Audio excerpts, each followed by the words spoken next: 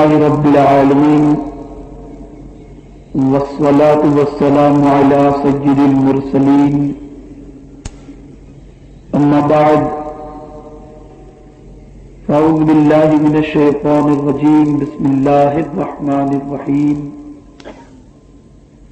والعصر إن الإنسان لفي خسر إلا الذين آمنوا وعملوا الصالحات وتواصوا بالحق وتواصوا بالصبر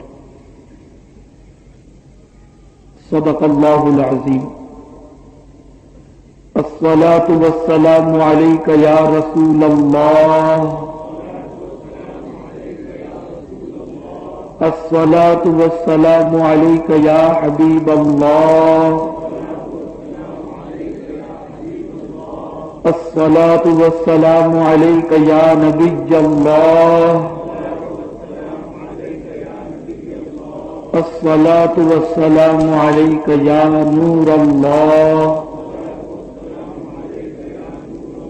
صلى الله تعالى عليك وسلم.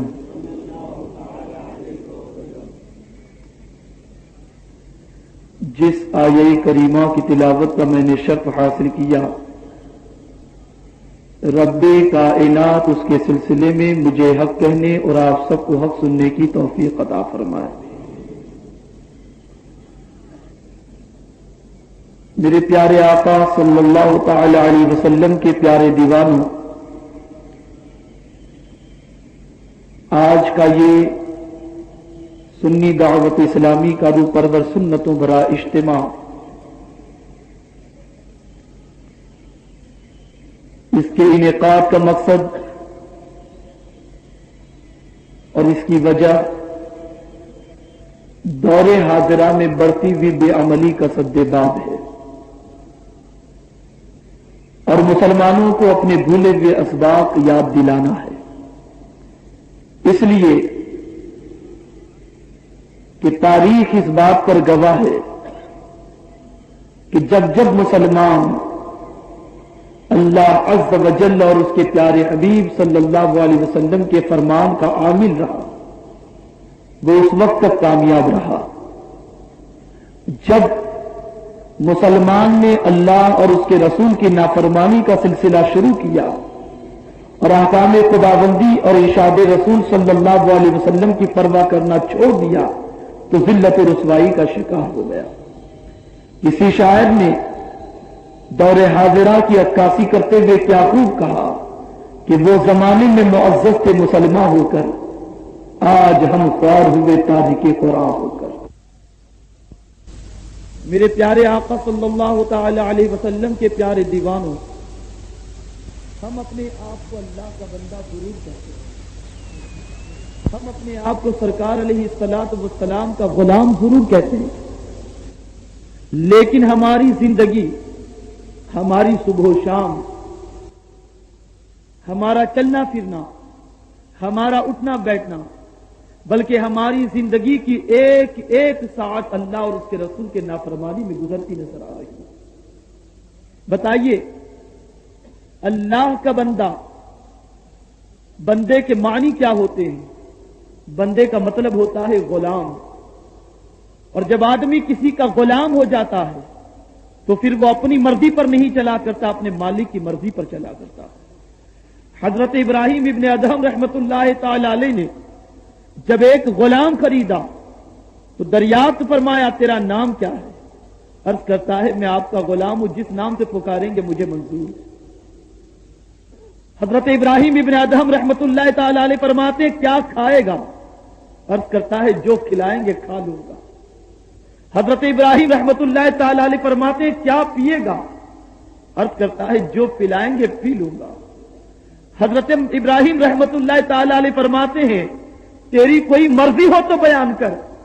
عرض کرتا ہے جو آپ جس میں راضی ہو وہی میری مرضی ہے. آنکھوں سے اشک جاری ہو گئے. ارشاد فرماتے ہیں جتنا خیال تجھے میرا ہے کاش میرے رب کا خیال اتنا مجھ میں آتا. غور کریں، ایک دنیا کا غلام اپنے دنیا کے مالک کا جتنا خیال کرتا ہے، ایک دنیا کا نوکر جتنا اپنے سیٹ کا خیال کرتا ہے، کیا اتنا خیال ہم نے اپنے رب کا کیا؟ کیا اتنا خیال ہم نے اپنے رب کی رضا کا کیا؟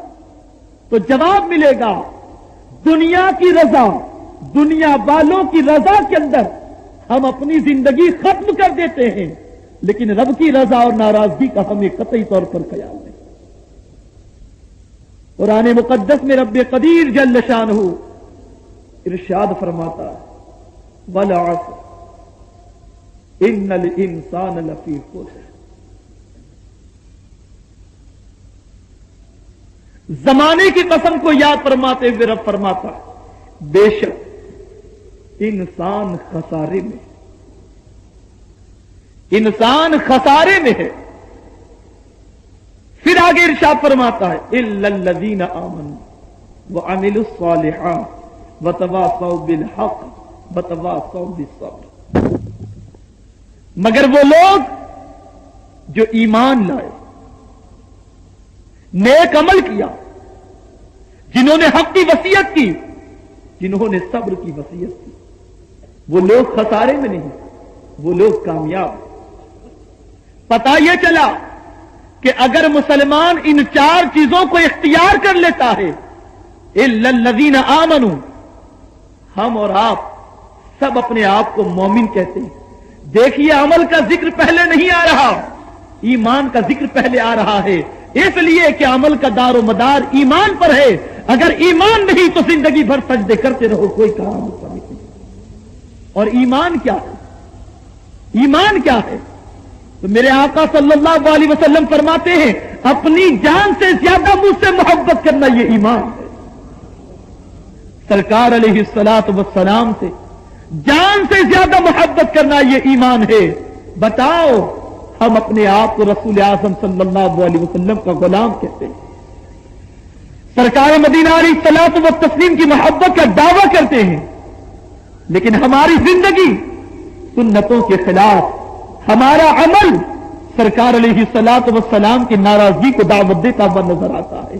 ارے وہ رسول جو اپنی زندگی کی ہر ساتھ اپنے امتیوں کو یاد رکھ رہا ہو، آج اسی رسول کی سنتوں کو مسلمان ترک کرتا نظر آ رہا ہے، اسی رسول کے فرامین کو انسان بالائے طاق رکھتا نظر آ رہا ہے۔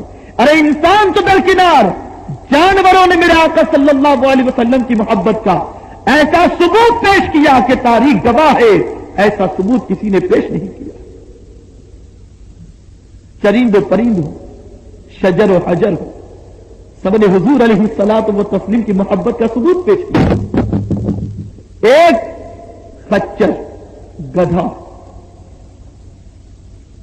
تاجدار کائنات صلی اللہ علیہ وسلم سے اتنی محبت کرتا تھا، اتنی محبت کرتا تھا کہ جب سرکار علیہ الصلوۃ والتسلیم کے وصال کی اطلاع اس کے کانوں تک پہنچی، برداشت نہ کر سکا، آنکھوں سے اشکوں کا سیلاب جاری ہو گیا۔ ایک جانور ہے، خچر ہے، گدھا ہے، لیکن سرکار علیہ الصلوۃ والسلام کے وصال کی اطلاع ملی اور رونے لگا، رب کی بارگاہ میں عرض کرنے لگا سرکار کے وصال کے بعد میرا جینا دشوار ہے، ایک کنویں کے اندر کود کر اپنی جان دے دیتا۔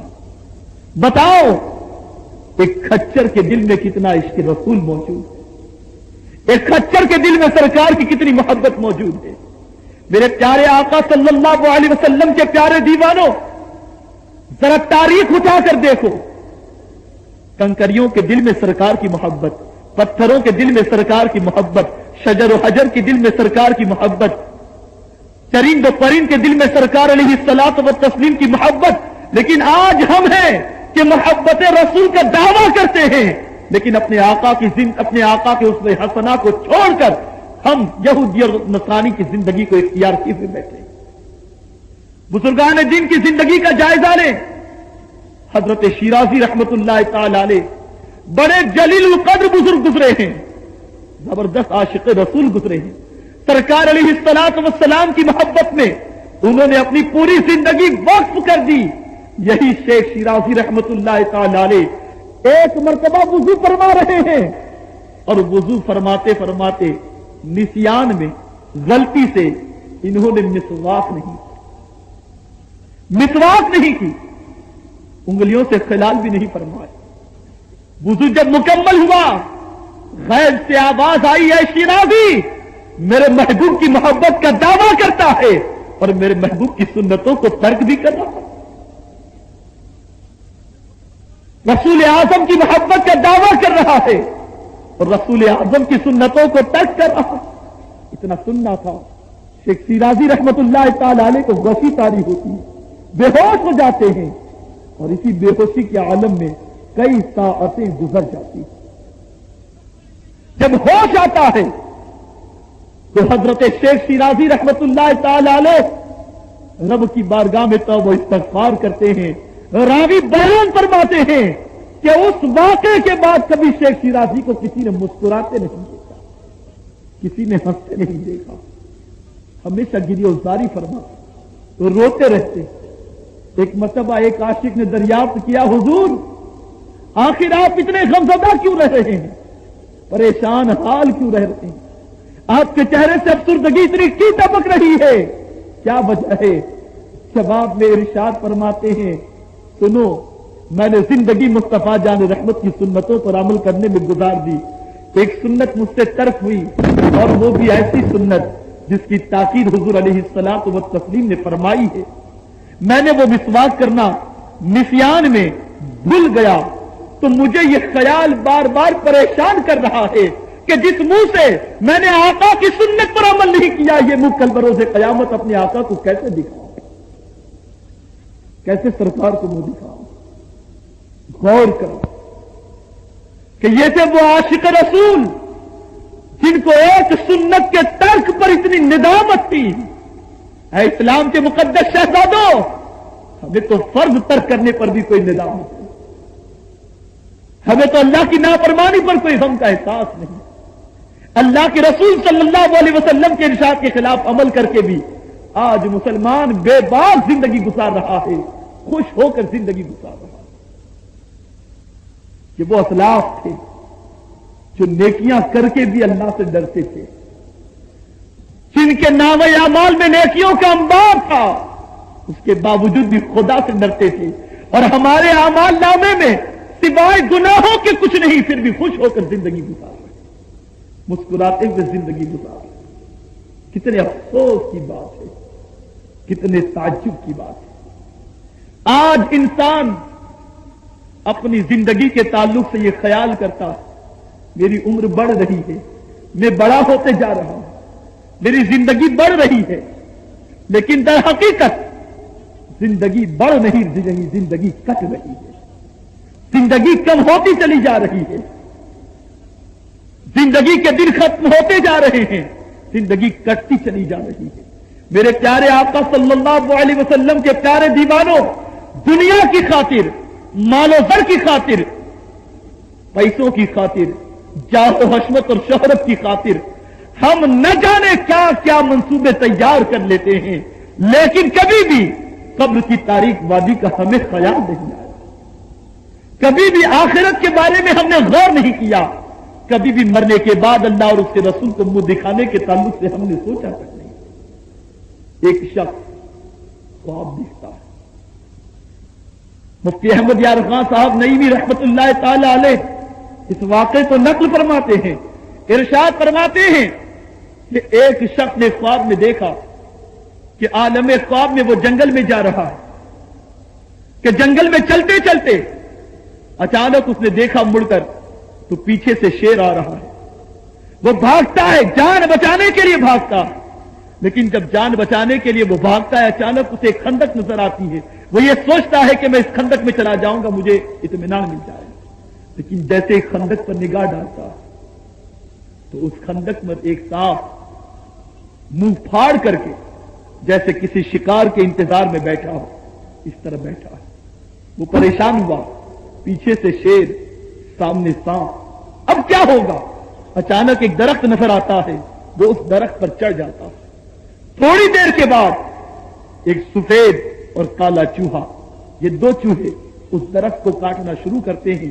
کاٹتے کاٹتے جب اس جگہ پر پہنچ جاتے ہیں جہاں وہ بیٹھا ہوا تھا اور قریب تھا کہ وہ ڈال کٹ جاتی کہ اس کی آنکھ کھل جاتی. اس بزرگ سے یہ واقعہ بتاتا ہے ایک اللہ کے ولی سے کہ میں نے یہ خواب کے اندر واقعہ دیکھا. हुजूर इसकी ताबीर फरमाए। इरशाद फरमाते हैं, सुनो, तुमने जिस जंगल को देखा है वो जंगल दर हकीकत दुनिया है, और पीछे से जो शेर और खंदक में जो तुमने सांप देखा है, तो पीछे से जो शेर आ रहा था ये मलिकुल मौत है, जो तुम्हारी रूह कब्ज करने के लिए हमेशा तुम्हारे पीछे पीछे है। और जो खंदक तुमने देखी और खंदक में जो तुमने सांप देखा, दर हकीकत ये कब्र है, और कब्र के ये सांप और बिच्छू जो कब्र में अजाब देंगे, ये वो लोग हैं, ये वो चीजें, वो जानवर है। और जिस दरख्त पर तुम बैठ गए थे और तुमने हिफ्ज़ व अमान हासिल कर लिया था, वो तुम्हारे अमल थे, तुम्हारी जिंदगी थी, और जिंदगी में जो कुछ तुमने अमल किए थे बस वही थे। और सफेद और काले चूहे जो तुमने देखे, दर हकीकत ये रातों दिन थे।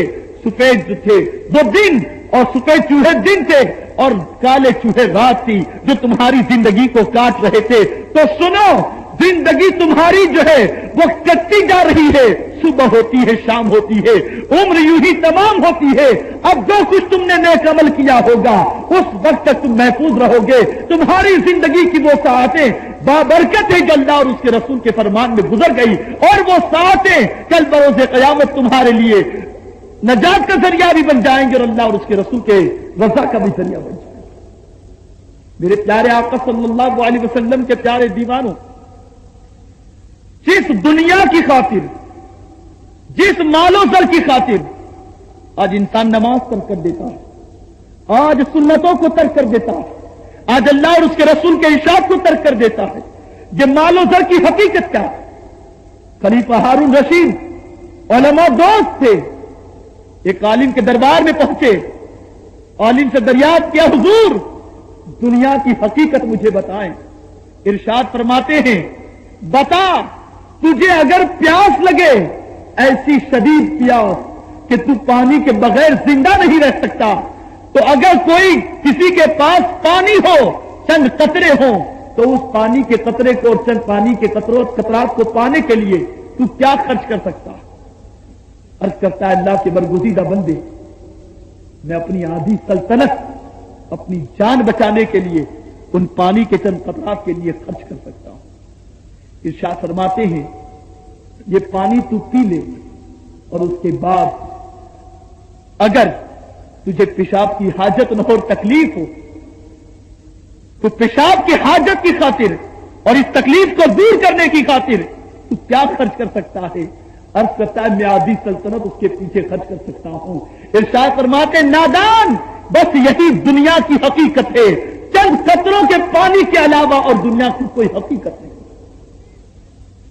लेकिन आज इंसान इस दुनिया को पाने के लिए झूठ, इस दुनिया को पाने के लिए अल्लाह की नाफरमानी, इस दुनिया को पाने के लिए अल्लाह के रसूल की नाफरमानी, और इस तरह से अपनी जिंदगी इंसान गुजारता नजर आता है।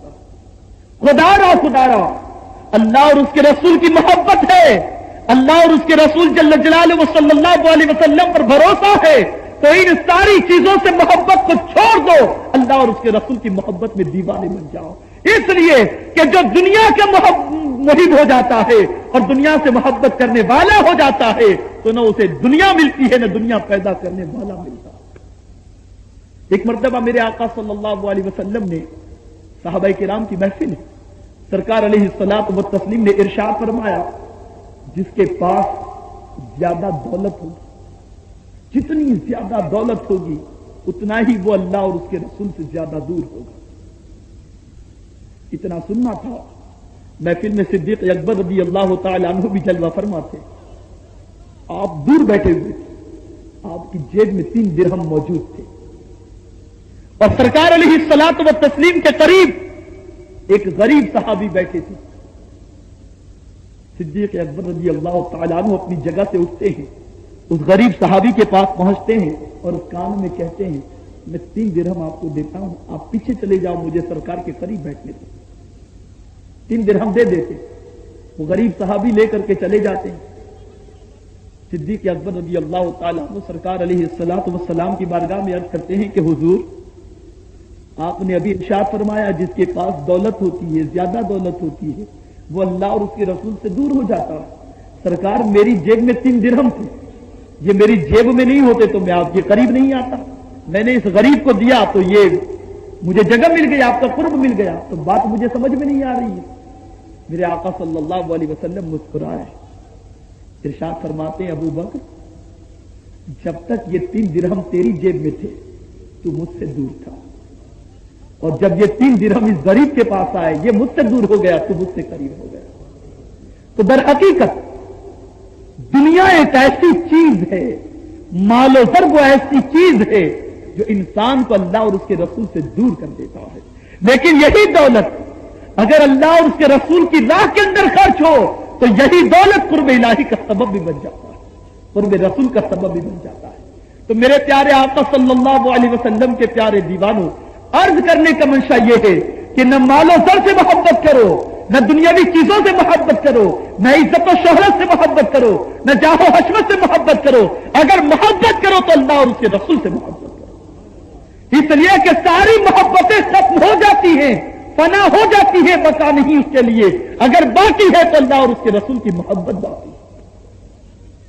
اور صحابہ کرام رضوان اللہ تعالی علیہم اجمعین نے اسی محبت کا ثبوت پیش کیا۔ تو قرآن فرماتا ہے الا الذین آمنوا وعملوا الصالحات، اور جنہوں نے نیک عمل کیے، اچھے عمل کیے، ایمان کے بعد اچھے عمل۔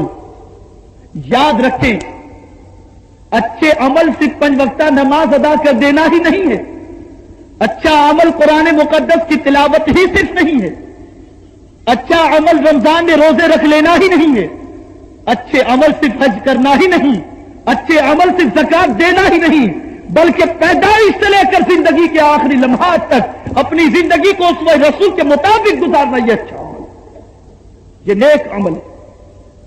میرے پیارے آقا صلی اللہ علیہ وسلم کے پیارے دیوانوں، آج مسلمان ہر جگہ یہ شکایت کر رہے ہیں کہ ہم بے چین ہیں، بے قراری کی کیفیت۔ میں سوال پوچھوں آپ جواب دیجیے گا، بتائیے آج مسلمان ہر جگہ بے چین نظر آ رہا ہے یا نہیں آ رہا؟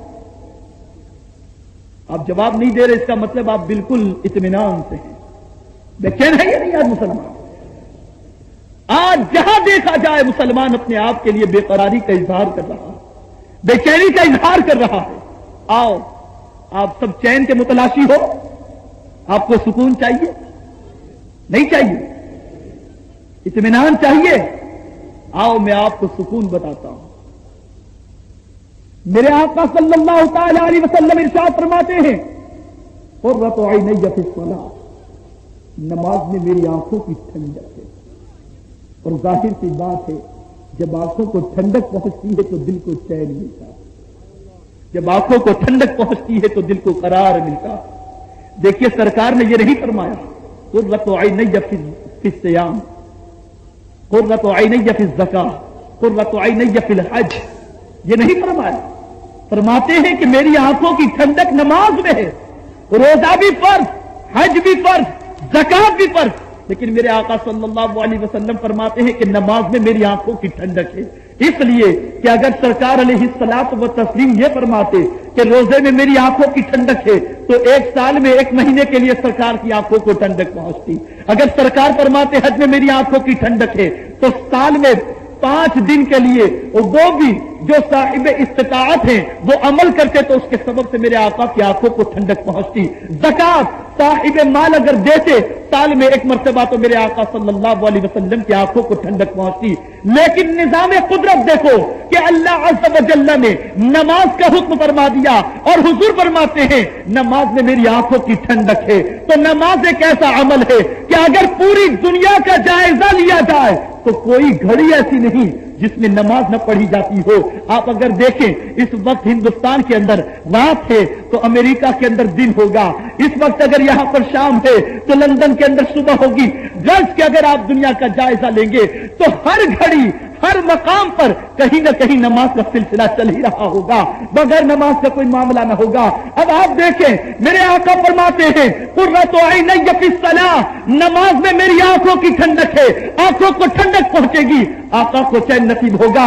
تو اے سرکار کے دیوانوں، اگر تم نے نماز پڑھی سرکار کی آنکھوں کو ٹھنڈک پہنچے گی، آقا کو چین نصیب ہوگا، اور جب آقا چین نصیب آقا کو ہو جائے گا تو جو رسول اپنے امتیوں سے چین حاصل کر لے وہ اپنے امتیوں کو بے چین کبھی ہونے نہیں دے سکتے۔ جو امتی رسول کو چین دے، رسول کی آنکھوں کو ٹھنڈک پہنچائے، تو وہ تو اتنے محسن ہیں کہ جانور کو بھی عطا کرتے ہیں۔ تو اگر کوئی ان کا امتی ان کی آنکھوں کو ٹھنڈک پہنچائے تو وہ رسول اسے بے چین ہونے کبھی نہیں دے سکتے، بے قرار ہونے کبھی نہیں دے سکتے۔ لیکن افسوس، 100,000 افسوس، آج ہم بے چینی کا علاج، بے قراری کا علاج شراب کے اڈوں پر مسلمان تلاش کر رہا ہے، فلم بینی میں مسلمان تلاش کر رہا ہے، جوا کھیلنے میں مسلمان تلاش کر رہا ہے، اور کہتا ہے ٹینشن بڑھ گیا ہے، کیا کریں؟ شراب پیتے ہیں سکون مل جاتا ہے، ٹینشن بڑھ چکا ہے، پکچر دیکھتے ہی اطمینان مل جاتا ہے۔ خدا کی قسم، ٹینشن کا علاج پکچر نہیں، ٹینشن کا علاج شراب نہیں، ٹینشن کا علاج قرض نہیں، ٹینشن اور بے قراری کا علاج جوا نہیں۔ ارے یہ تو ٹینشن بڑھانے کی چیزیں ہیں۔ آؤ میرے آقا صلی اللہ علیہ وسلم فرماتے ہیں کہ جب کبھی اضطرابی کیفیت مجھ پر طاری ہوتی، میں نماز پڑھ لیتا، مجھے سکون مل جاتا، میں اللہ کی بارگاہ میں سربسجود ہو جاتا، مجھے اطمینان مل جاتا۔ اے اسلام کے مقدس شہزادوں، سرکار کی محبت میں ڈوب کر تم سجدہ کرو تو صحیح، یہ ایک سجدہ جسے تو گراں سمجھتا ہے 1000 سجدوں سے آدمی کو دیتا ہے نجات۔ دنیا والوں کے سامنے جھکنے کے لیے انسان کتنا پریشان ہے، پریشانی ہوتی ہے، دنیا والوں کے دربار میں انسان چلا جاتا ہے۔ نہیں، پریشانی کا علاج اللہ کے رسول صلی اللہ علیہ وسلم کے دربار میں جھک جانا ہے۔ پریشانی کا علاج اللہ کے اولیاء کی بارگاہ میں جا کر ان کے توسل سے رب کی بارگاہ میں بھیک مانگنا ہے۔ یقیناً اگر انہوں نے اپنے لبوں کو جنبش دے دی گی، ہماری پریشانی دور ہو جائے۔ افسوس، 100,000 افسوس، تھوڑی سی تکلیف پر کتنی شکایتیں ہم کرتے ہیں، تھوڑی سی مصیبتوں پر کتنے شکوے ہم کرتے ہیں، اور کیفیت ایسی ہوتی ہے کہ شاید شہر کا کوئی شخص ایسا ہو جسے ہماری تکلیف کا علم نہ ہو۔ ہم اپنی تکلیف کے تذکرے اتنے کرتے ہیں، غریبی آ جائے دنیا والوں کو ذکر کر دیتے ہیں کہ ہم غریب ہو چکے، لیکن جب دولت کی فراوانی ہو تو چھپا کے رکھتے ہیں، بتاتے نہیں کہ ہم مالدار ہو چکے۔ کتنا فرق ہے ہمارے اوپر۔ حضرت ایوب علیہ نبینا علیہ الصلوۃ والتسلیم جب شدید بیمار ہوئے، آپ کی زوجہ نے عرض کیا، میرے سرتاج آپ تو اللہ کے نبی ہیں، آپ دعا کرو، آپ کی تکلیف دور ہو جائے گی، میں آپ کی تکلیف کو نہیں دیکھ سکتی۔ قربان جائیے ان خاتون پر کہ جو اپنے شوہر کو تکلیف میں دیکھ کر بے قرار ہو جاتی تھی، اور آج شوہر کو تکلیف دے کر کے عورتیں مسکراتی، خوش ہوتی۔ وہ عورتیں تھیں جن کے دل میں اللہ کے رسول صلی اللہ علیہ وسلم کی اور اللہ عز و جل کے ارشاد کا خیال تھا، محبت تھی ان کے دل کے اندر۔ وہ جانتی تھی کہ شوہر کی ناراضگی میں اللہ اور اس کے رسول کی ناراضگی ہے، شوہر کو خوش کرنے میں اللہ اور اس کے رسول کی خوشی ہے۔ وہ شوہر کے مقام کو جانتی تھی، عرض کرتی ہیں میں آپ کی تکلیف برداشت نہیں کر سکتی، آپ لبوں کو جنبش دے دیں، دعا کریں، آپ کی تکلیف دور ہو جائے گی، آپ نبی ہیں، آپ کی دعا رد نہیں ہوگی۔ ارشاد فرماتے ہیں میری زوجہ، میں جانتا ہوں تم مجھ سے محبت کرتی ہو، میری تکلیف تم سے قابل برداشت نہیں، لیکن بات دراصل یہ ہے تکلیف ناقابل برداشت، اور تو رحم کرنے والا، تو رحم کرنے والا ہے۔ ذرا غور کرو کہ وہ مصیبتوں کے اندر بھی، پریشانیوں کے اندر بھی اپنے رب کو نہیں بھولتے تھے۔ آج ہمارا کیا حال، ہماری زندگی کی کیا کیفیت؟ مصیبت تھوڑی سی آئی، رب کو یاد کرنا شروع کر دیے، جہاں دولت آئی بھول گئے۔ آپ دیکھتے ہوں گے قحط کا موقع ہو، فسادات کے مواقع ہوں، انسان رو رو کے دعا کرتا ہے، اے اللہ کوئی گناہ نہ کریں گے تو فساد ہم سے دور کر دے، اے اللہ کوئی گناہ نہ کریں گے، ہم نماز پڑھیں گے، تیری فرما برداری کریں گے، تو ہمارے اوپر سے ان مصیبتوں کو دور کر دے۔ لیکن جہاں یہ مصیبت چھٹی، جہاں یہ تکلیفیں دور ہوئی، کچھ راحت کے سانس لینے شروع کیے کہ بس وہی گناہ آلو زندگی کا سلسلہ شروع ہو جاتا۔ کتنے افسوس کی بات ہے، کتنے تعجب کی بات ہے کہ مصیبت کے وقت ہم رو رو کر اپنے رب کو یاد کرتے ہیں، اور راحت جہاں نصیب ہوئی اپنے رب کو بھول جاتے ہیں۔ تو یاد رکھیں، مصیبت ہو یا راحت ہو، نیکیوں کے اندر ملوث ہو یا گناہ کی طرف طبیعت مائل ہوتی ہو، ہمیشہ اپنے رب کو یاد رکھا کریں، اس کے رسول صلی اللہ علیہ وسلم کو کبھی بھی فراموش نہ کریں۔ میرے پیارے آقا صلی اللہ علیہ وسلم کے پیارے دیوانوں، آؤ اسلامی نظام کو دیکھو، اسلامی قوانین پر عمل کرنے والوں کی زندگی کا جائزہ لو کہ ان کی کیا کیفیتیں تھیں، وہ اللہ اور اس کے رسول کے قانون کو کتنا مد نظر رکھتے تھے۔ آپ ذرا تاریخ اٹھا کر کے دیکھیں، حضرت فاروق اعظم رضی اللہ تعالیٰ عنہ بڑے جلیل القدر صحابی گزرے ہیں، بڑے جلیل القدر عامل گزرے ہیں۔ ان کے عمل کی یہ کیفیت کہ اللہ کے رسول صلی اللہ علیہ وسلم سے جب دریافت کیا گیا کہ روئے زمین پر سب سے زیادہ نیکیاں کرنے والا کون ہے جس کی نیکیوں کو شمار نہ کیا جائے، تو میرے آقا صلی اللہ علیہ وسلم فرماتے ہیں کہ عمر ہے، فاروق اعظم ہیں، جن کی نیکیاں آسمان کے تاروں کے برابر ہیں، ان کی نیکیاں آسمان کے تاروں کے برابر۔ لیکن یہی فاروق اعظم رضی اللہ تعالیٰ عنہ اسلام پر، اللہ کے رسول صلی اللہ علیہ وسلم کے فرمان پر کتنے زبردست عامل ہیں، اس کا اندازہ اس سے لگائے کہ قحط کا دور ہے، مدینہ منورہ میں قحط پڑا ہوا ہے، دانے دانے کے لیے لوگ ترس رہے ہیں۔ اس پریشانی کے عالم میں فاروق اعظم رضی اللہ تعالیٰ عنہ اچانک اپنے گھر تشریف لے جاتے ہیں۔ جب گھر پر تشریف لے جاتے ہیں تو کیا دیکھتے ہیں کہ بچے کے ہاتھ میں تربوز موجود ہے، بچہ اسے تناول فرمانے کی زحمت کر رہا ہے۔ فاروق اعظم کی نظر پڑی، تربوز ہاتھ سے چھین لیا، ارشاد فرماتے ہیں نادان، میری رعایا تو بھوک میں تڑپ رہی ہو اور میرا بچہ اطمینان سے اپنے کلیجے کو ٹھنڈک پکا رہا ہو، یہ عمر کبھی برداشت نہیں کر سکے۔ صدیق اکبر کی زندگی دیکھو، دور خلافت میں صدیق اکبر رضی اللہ تعالیٰ عنہ نے اپنے خادم سے پانی طلب فرمایا، پانی طلب فرمانا تھا، خادم نے شہد کا گلاس بھرا ہوا تھا، فرمایا، آپ نے دیکھا آنکھ سے آنسو جاری ہو گئے، رونے لگے۔ خادموں نے دریافت کیا حضور رونے کی وجہ کیا؟ ارشاد فرماتے ہیں کہ سنو، یہ عیش کی زندگی، یہ اطمینان و سکون اور لذت کی زندگی اگر میں نے گزاری تو میں سرکار کو کیا منہ دکھاؤں؟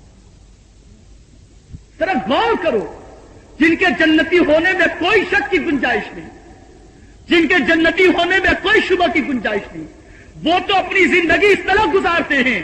اور آج ہمارا حال یہ ہے کہ اعمال گناہوں سے بھرے ہوئے، لیکن کبھی رب کے خوف کے سبب سے آنکھ نہیں نکلتے۔ میرے پیارے آقا صلی اللہ علیہ وسلم کے پیارے دیوانوں، آج ہم دنیا کی خوشی کی خاطر زندگی گزارتے ہیں، فلاں صاحب راضی ہو جائے، یہ دوست راضی ہو جائے، یہ احباب راضی ہو جائے، یہ صاحب راضی ہو جائے۔ اگر کوئی منہ لٹکا لے، سلام کلام بند کر دے، پریشان ہو جاتے ہیں کہ کیوں ناراض ہو گئے، کیا بات ہے۔ کتنے افسوس کی بات ہے کہ دنیا والوں کی خوشی کا اتنا خیال اور دنیا پیدا کرنے والی کی خوشی کا خیال نہیں۔ آؤ اللہ عز و جل کے معصوم انبیاء کرام کی زندگی دیکھو کہ انہوں نے سب کچھ قربان کیا اللہ کی خوشی کی خاطر، اللہ کے رسول کی خوشی کی خاطر۔ حضرت ابراہیم علی نبینا علیہ الصلوۃ والسلام کو جب آگ میں ڈالنے کی باری آئی، آپ کو معلوم تھا کہ آگ میں ڈالا جائے گا، لیکن بتائیے وہ آگ میں کودنے سے انکار کیے؟ انہوں نے کہا، حضرت جبرائیل حاضر ہوئے، عرض کرنے لگے آپ فرمائیں، ارشاد فرمائیں، رب کی بارگاہ میں جا کر کے میں عرض کر دوں کچھ حاجت ہو تو؟ ارشاد فرماتے ہیں اے جبرائیل، میرا رب تجھ سے بہتر جانتا ہے، مجھ سے بہتر جانتا ہے۔ معلوم تھا کہ دہتے ہوئے انگارے میں مجھے ڈالا جائے گا، لیکن بتائیے حضرت ابراہیم علیہ السلام اس کے لیے راضی ہو گئے. وجہ کیا تھی؟ اے اللہ تو اگر خوش ہے تو میں اس میں خوش ہوں. اگر دہتے ہوئے انداروں میں جانے سے تو راضی ہوتا ہے تو میں اس میں راضی ہوں. حضرت ابراہیم علیہ السلام کو حکم ہوا خواب میں اپنے لخت جگر کے گردن پر چھری چلانے. بتائیے انہوں نے انکار کیا؟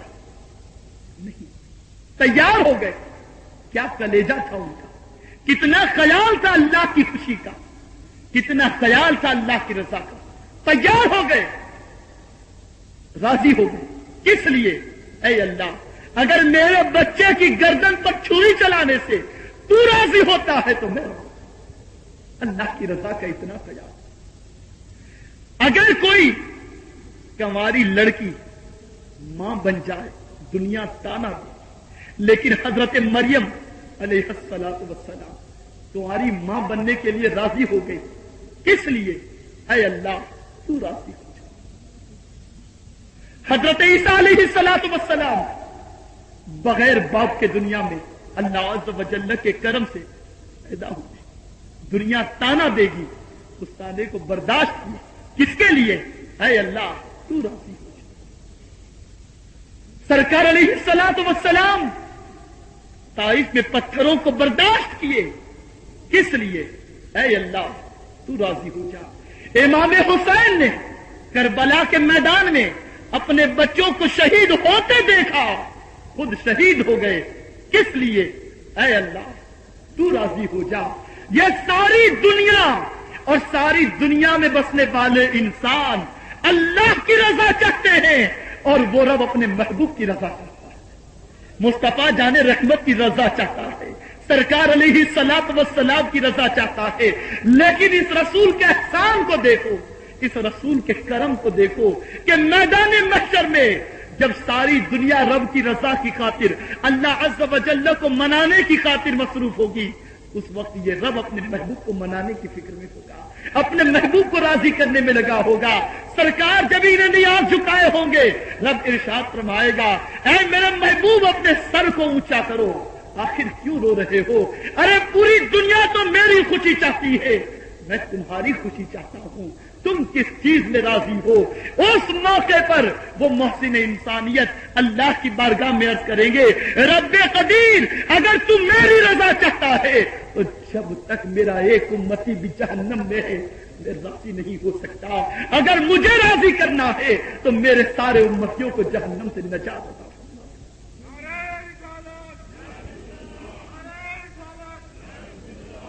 ذرا غور کرو، اللہ کے رسول صلی اللہ تعالی علیہ وسلم کو اپنے امتیوں کا کتنا خیال تھا. راتوں کو اٹھ کر بھی اپنے امتیوں کی یاد میں روتے تھے. پیدا ہوئے اپنے امتیوں کو یاد کرنا. اے سرکار کے غلاموں اپنی قسمت پر ناز کرو، اپنی قسمت پر فخر کرو. ذرا اتنا تو سوچو کہ پہلے انبیاء کرام کا کوئی امتی اگر کوئی گناہ کرتا تو صبح جب وہ بیدار ہوتا تو اس کے دروازے پر اس گناہ کے رجسٹر کو لگا دیا جاتا اور پوری دنیا جان جاتی کہ اس نے کیا گناہ کیے. سزا یہ ہوتی کہ سخت سے سخت ترین سزائے آدھا کاٹ دیے جاتے. یہ سزائے ان انبیاء کرام کے امتیوں کے گناہوں کے احوال قرآن میں موجود ہیں. لیکن اے امت مصطفیٰ اپنی قسمت پر ناز کر. گناہ کر رہے ہو دروازے پہ نہیں لکھا گیا، گناہ کر رہے ہو دنیا والوں کو بھی نہیں معلوم، کیا کیا جرائم کیے ہو دنیا والوں کو نہیں معلوم. رب جانتا ہے، بندہ جانتا ہے. لیکن یہی بندہ اتنے جرم کرنے کے بعد، نمازوں کو ترک کرنے کے بعد، پکچروں کو دیکھنے کے بعد، شراب پینے کے بعد، ناجائز چیزیں اور حرام کاری کرنے کے بعد بھی جب یہ بندہ اپنی تنہائی کے اندر اپنے رب کی بارگاہ میں آنسوؤں کی سوغات لے کر حاضر ہو جاتا ہے تو یہ رب دنیا والوں کو نہیں بتاتا کہ اس نے یہ گناہ کیا تھا اور آنسوؤں کی سوغات لے کر آیا تو میں نے اسے معاف کر دیا، بلکہ تنہائی میں جس طرح وہ گریوں زاری کرتا ہے اللہ کی رحمت جوش میں آتی ہے، اس کے سارے گناہوں کو معاف کر دیتا ہے اور ایسا گناہوں سے پاک کر دیتا ہے جیسے اس نے کبھی گناہ کیا ہی نہیں۔ کتنا کرم ہے اس رب کا، کتنا احسان ہے اس رب کا۔ لیکن بتاؤ اس رب کے اتنے احسان ہونے کے باوجود اس رب کا ہم نے کتنا خیال؟ خدا را اللہ عز و جل اور اس کے پیارے حبیب صلی اللہ علیہ وسلم کے فرامین کو ہاتھوں سے مت جانے، نمازوں کی پابندی کرو، نیک عمل کرو، اللہ کے رسول صلی اللہ علیہ وسلم کی محبت میں زندگی گزار دو۔ ارے مسلمان اس کا نام نہیں جو نمازوں کو ترک کرے۔ ارے بے نمازی کی سزائیں اتنی سخت ترین ہے، اتنی سخت ترین ہے کہ جس کی کوئی انتہا نہیں۔ حدیث مبارکہ میں اس کی سخت ترین وعید آئی ہے، اور حضرت فاروق اعظم رضی اللہ تعالیٰ عنہ کے دور خلافت میں ایک عورت جو بیوہ تھی، خود محنت کرتی، خود کماتی، ایک دن صبح سے وہ نکلی، محنت کرنے کے بعد شام کو جو کچھ اسے ملا اس سے وہ تیل خرید کر اپنے مکان کی طرف جا رہی تھی، ٹھوکر لگی، تیل گر گیا، بھاگتی ہوئی فاروق اعظم کے دربار میں پہنچی، عرض کرنے لگی اے امیر المؤمنین میرا تیل گر گیا، میرا کوئی کمانے والا نہیں، آپ نے خادم کو حکم فرمایا بیت المال سے اسے تیل دے دیا جائے۔ اور کرتے فاروق اعظم امیر المؤمنین مجھے وہ تیل نہیں چاہیے، مجھے تو جو میرا تیل گرا ہے زمین پر وہی تیل مجھے چاہیے۔ ارشاد فرماتے کبھی زمین میں تیل گرا ہو اور زمین اسے جذب کر لے تو دوبارہ وہ تیل کیسے مل سکتا ہے؟ حضرت امیر المؤمنین مجھے وہی تیل چاہیے اور میں وہی لوں گی، اس کے علاوہ نہیں چاہیے۔ فاروق اعظم رضی اللہ تعالیٰ عنہ خادم کو حکم فرماتے کاغذ اور قلم لایا گیا، آپ نے اس پر ایک چند سطریں لکھی، ارشاد فرماتے ہیں جانے کے بعد اس جگہ جہاں تیرا تیل گرا اسے دفن کر دیا۔ وہ گئی اور جانے کے بعد اسی جگہ اس نے اس پرچی کو دفن کی۔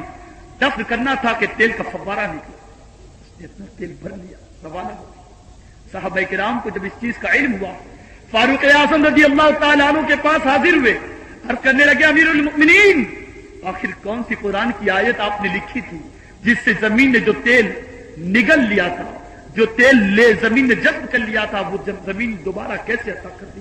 آخر وہ وظیفہ، وہ قرآن کی آیت، وہ نقش، وہ ورد ہمیں بھی عطا فرمائیں۔ آخر اس نے کیا آپ نے لکھا تھا، آپ کو جواب عطا فرمائیں۔ ارشاد فرماتے سنو، میں نے اس میں کوئی قرآن کی آیت نہیں لکھی تھی، میں نے اس میں کوئی نقش نہیں لکھا تھا، میں نے اس میں کوئی ورد نہیں لکھا تھا، بس اتنا لکھا تھا اے زمین تو اس بڑھیا کا تیل اسے لوٹا دے ورنہ تجھ میں ایک بے نمازی کو دفن کر دوں گا۔ بس اتنا لکھنا تھا، اس زمین نے تیل دے دی۔ اے اسلام کے مقدس شہزادوں، زمین بھی بے نمازی کو قبول کرنے کو تیار ہے۔ مرنا ہے اور مرنے کے بعد اسی قبر میں جانا ہے، اسی زمین کے اندر جانا ہے۔ اگر زمین نے اگل کے اور زمین نے باہر پھینک دیا تو کیا حشر ہوگا؟ خدا را نمازوں کو ترک کرو، نمازوں کو مت چھوڑو، نمازوں کے تاریخ مت بنو، مسجدوں کو آباد کرو، اللہ عز و جل کی فرما برداری کرو، اس کے پیارے حبیب صلی اللہ علیہ وسلم کی سنتوں کے عامل بن جاؤ، اسلام کے اعتبار و ترائی کے مطابق زندگی گزارو۔ یہ پکچر دیکھنا، یہ شراب، یہ لہو و لعب، یہ اللہ اس کے رسول کی نافرمانی، یہ جھوٹ، یہ غیبت، یہ چغلی اور یہ برے کام، یہ ساری چیزیں تباہی کے اسباب ہیں، اللہ عز و جل کی ناراضگی کی چیزیں، ان سے بچو، ان سے گریز کرو۔ سنی دعوت اسلامی کا پیغام کیا، اس کا مقصد کیا؟ الحمدللہ ثم الحمدللہ۔ حیدرآباد کے باشندوں اپنی قسمت پر ناز کرو، خوش ہو جاؤ کہ آج اللہ عز و جل نے اس کے پیارے حبیب صلی اللہ علیہ وآلہ وسلم کے صدقے میں ذکر رسول کی محفل کے انعقاد کی اجازت ہمیں عطا فرمائی۔ یہ آج کی یہ محفل محفل سے آپ جائیں گے، آپ یہ نہ سمجھنا کہ اس محفل میں صرف ہم اور آپ یہاں آئے، نہیں، اللہ کے معصوم فرشتے بھی اس محفل میں موجود ہیں۔ اے سرکار کے دیوانوں، جب اس اجتماع سے تم لوٹو گے، واپس ہو گے، تو یہ فرشتے بھی اپنے رجسٹر کو لے کر اللہ کی بارگاہ میں پہنچیں گے۔ رب ارشاد فرمائے گا، اے فرشتوں کہاں سے آ رہے ہیں؟ عرض کریں گے رب قدیر تیرے محبوب کے ذکر کی محفل سے حاضر ہو رہے، ذکر رسول کی محفل سے حاضر ہو رہے۔ رب ارشاد فرمائے گا، کون کون کہاں میرے محبوب کے ذکر کی محفل ہوئی تھی؟